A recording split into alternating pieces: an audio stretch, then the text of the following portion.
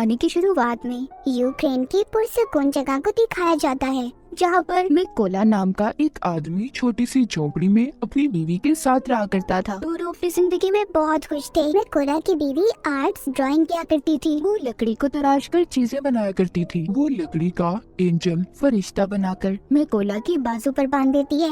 मिकोला पास वाले स्कूल में मैथ्स पढ़ाया करता था। वो अपनी साइकिल पर बच्चों को पढ़ाने जाता था। मिकोला के घर में कोई भी इलेक्ट्रॉनिक की चीज नहीं थी। जब वो स्कूल में होता था तो ब्रेक के वक्त टीवी पर खबरें सुना करता था। ऐसे ही एक दिन वो टीवी पर खबर सुनता है कि रशिया में लोगों को मारा जा रहा है और रशिया यूक्रेन पर हमला करके उस पर कब्जा करना चाहती है। अभी ये खबर सुनने के बाद मिकोला अपनी क्लास में बच्चों को पढ़ाने चला जाता है, जहाँ पर वो बड़े ही प्यार से बच्चों को पढ़ाया करता था। पर यहीं पर इस क्लास में एक बदमाश लड़का था जो मिकोला को बिल्कुल भी पसंद नहीं करता था। वो हर वक्त इन इरादों में रहता था कि कैसे मिकोला को स्कूल से बाहर निकाला जाए, पर उसने कभी भी उस लड़के की हरकतों पर गुस्सा नहीं किया था। एक दिन मिकोला जब स्कूल पढ़ाने जा रहा था, तभी रास्ते में कुछ सोल्जर्स फौजियों को देखता है, जिन पर ये ज्यादा ध्यान तो नहीं देता और स्कूल चला जाता है। पर जैसे ही ये स्कूल आता है तो देखता है सारा स्कूल खाली था। तभी ये टीवी पर खबर सुनता है कि रशियन आर्मी यूक्रेन में घुस चुकी है और यहाँ पर कब्जा करना चाहती है। अब मिकोला को समझ आती है जो इसने रास्ते में फौजी देखी थी वो रशिया के थे।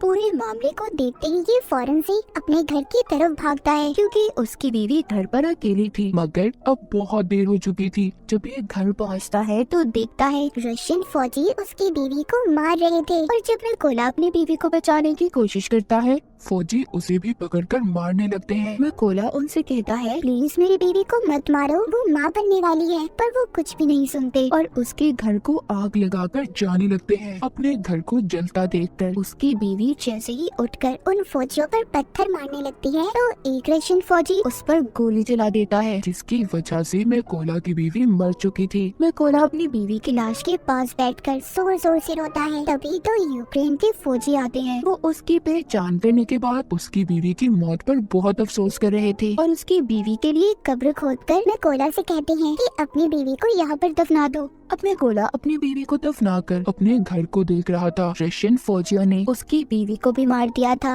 और उसके घर को भी जला दिया था, इसीलिए अब वो बदले की आग में जल रहा था। वो रशियन फौज से बदला लेना चाहता था, इसीलिए अब वो यूक्रेन के फौजियों से कहता है कि प्लीज मुझे भी आर्मी में शामिल कर लें, मैं भी फौजी बनना चाहता हूँ। ये सुनकर वो फौजी मिकोला को अपने साथ ले गए थे। पर जाने से पहले मिकोला अपने पास लकड़ी का एंजल रख लेता है, जो उसकी बीवी ने उसकी हिफाजत के लिए बनाया था। जब ये बेस पर आता है तो यहाँ के कमांडर इसको आर्मी में शामिल नहीं करते। कहती है कि क्या पता ये कोई जासूस भी हो सकता है। पर मिकोला कमांडर को बताता है कि रशिया की फौज ने मेरी आंखों के सामने मेरे घर को जला दिया और मेरे बीवी को भी मार दिया, इसीलिए मेरे पास जीने की अब कोई वजह नहीं है। मैं रशिया की फौज को मार कर ही सुकून का सांस लूंगा। मैं अपने मुल्क को बचाऊंगा ताकि रशिया की फौज यहाँ पर किसी और के घर को ना उजाड़े। ये सुनकर कमांडर मिकोला को आर्मी में शामिल करने के लिए तैयार हो गया था। उसकी ट्रेनिंग अब शुरू हो जाती है। मिकोला को बंदूक के बारे में कुछ भी नहीं पता था। जब सभी फौजी बंदूक को असेंबल कर रहे थे, उनके हिस्सों को जोड़ रहे थे, तो मिकोला उनके सामने सबसे ज्यादा देर में बंदूक को असेंबल करता है, जिससे सभी फौजियों को ये लग रहा था कि मिकोला कभी भी अच्छा फौजी नहीं बन पाएगा। मगर मिकोला अपनी सारी जान अपनी ट्रेनिंग पर लगा रहा था ताकि वो अच्छे से अच्छा फौजी बन सके। एक दिन ऐसे ही जब वो ट्रेनिंग कर रहा था तो अपने सीनियर से कहता है कि मुझे मिकोला कहकर मत बुलाएं, मुझे रेविन कहीं। तभी उसके सीनियर उस पर हंसने लगते हैं, कहती है खुफिया नाम ऐसे ही किसी को नहीं मिल जाते, उसके लिए इंसान को मेहनत करना पड़ती है। अब मिकोला पूरी जान से ट्रेनिंग कर रहा था। रात को जब सभी सिपाही सो रहे होते थे तो तब भी मिकोला अपनी प्रैक्टिस करता रहता था। एक दिन उनका कमांडर सबसे कहता है कि हमारे पास स्नाइपर निशानेबाज की कमी है। कौन है जो तुम में से स्नाइपर बनना चाहता है? इनमें से बहुत कम लोग थे जो अपना हाथ ऊपर करते हैं। इन्हीं में से मिकोला भी था जो अपना हाथ ऊपर करता है। सभी उसे देखकर हंस रहे थे। कमांडर उसे कहता है, तुम्हें तो बंदूक भी सही तरह से असेंबल नहीं करने आती, तो तुम क्या स्नाइपर बनोगे? मैकोला कहता है मैं एक अच्छा स्नाइपर बन सकता हूँ। आप मेरा कोई भी टेस्ट ले सकते हो। कमांडर उसको टेस्ट लेते हुए कहता है कि तुम्हें सिर्फ 20 सेकंड में इस बंदूक को असेंबल करना होगा।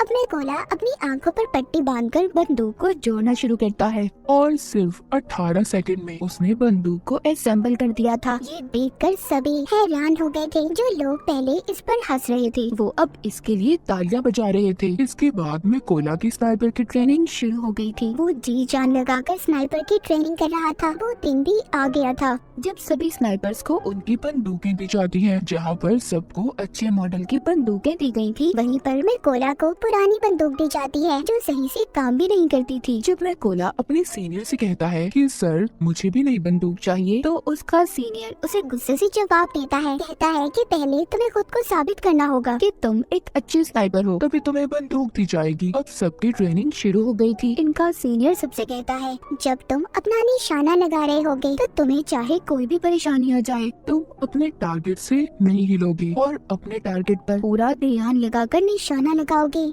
सीनियर सभी के पास बारी बारी जाता है और सबके पास गोलियां चलाता है। जो भी स्नाइपर जरा सा भी गोली लगने के डर से हिलता है उसको ट्रेनिंग से बाहर कर दिया गया था। जब सीनियर मैकोला के पास जाकर गोली को चलाता है तो उसे कोई भी फर्क नहीं पड़ता, वो जरा सा भी नहीं हिला था। जब वो अपने टारगेट पर निशाना लगा रहा था तभी सीनियर उसके पास आकर कहता है कि तुम अपने टारगेट को सिर्फ एक दफा ही देख सकते हो और उसकी आंखों के आगे कुछ रख देता है। अब मैकोला जब निशाना लगाता है तो उसका निशाना चूक गया था। मगर सब जानते थे कि अगर मैकोला को नई बंदूक दी जाती और आंखों के आगे कुछ ना आता तो उसका निशाना लग जाता। रात को स्नाइपर का नाइट शूट टेस्ट होता है जिसमें इन्हें रात के अंधेरे में अपने टारगेट को देखकर उस पर निशाना लगाना था। ये फ्लेयर गन को चलाकर सबको एक ही बार उनका टारगेट दिखाया जाता है। सब निशाना लगाते हैं पर मैकोला निशाना नहीं लगाता।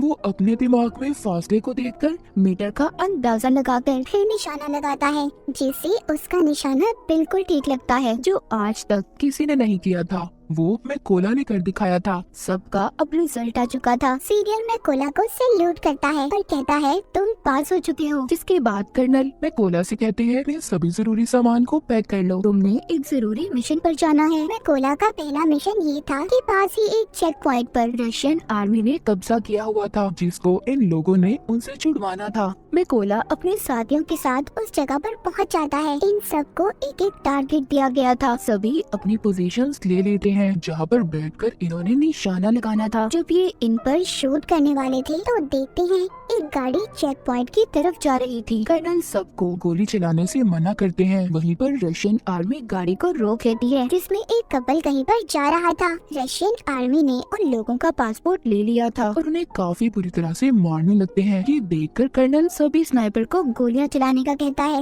और एक ही झटके में सभी स्नाइपर रशियन आर्मी को मार गिराती है। इनका पहला मिशन पूरा हो गया था।